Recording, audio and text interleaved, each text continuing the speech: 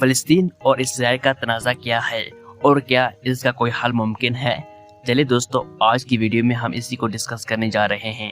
سنیچر کے دن غزہ کی پٹی سے فلسطینی عسکریت پسند تنظیم حماس کی جانب سے اسرائیل پر حملوں میں کم از کم 300 افراد کی ہلاکت کے بعد اسرائیلی فضائیہ نے جوابی کارروائی کے دوران بمباری کی، جس سے 250 سے زیادہ فلسطینی ہلاک ہو گئے ہیں۔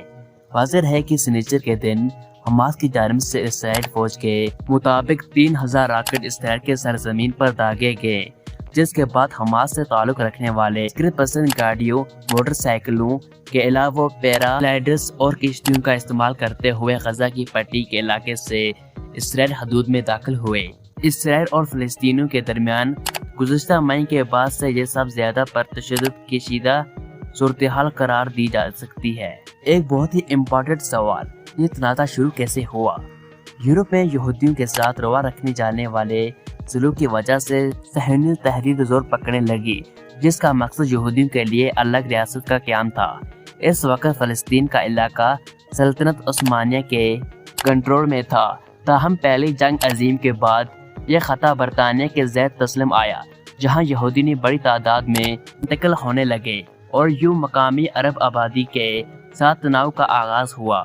برطانیہ اور فرانس نے مشرق وسطی کو تقسیم کیا اور مختلف ریاستیں قیام میں آئی، تاہم فلسطین برطانیہ کے زیر تسلط ہی رہا، جہاں عرب قوم پر ستوں اور صہیونی تنظیموں کے درمیان کشیدگی بڑھنے لگی۔ صہیونی تنظیموں نے عسکری گروہ قائم کر لیے، جنہوں نے دوسری جنگ عظیم کے بعد الگ ریاست کے لیے دباؤ بڑھانا شروع کر دیا۔ سن 1947 میں اقوام متحدہ نے ووٹنگ کے ذریعے فیصلہ کیا کہ فلسطین کو 2 ٹکڑوں میں تقسیم کیا جائے، جن میں ایک یہودی ریاست ہو اور ایک عرب ریاست، جبکہ یروشلم بیت المقدس ایک بین الاقوامی شہر ہوگا۔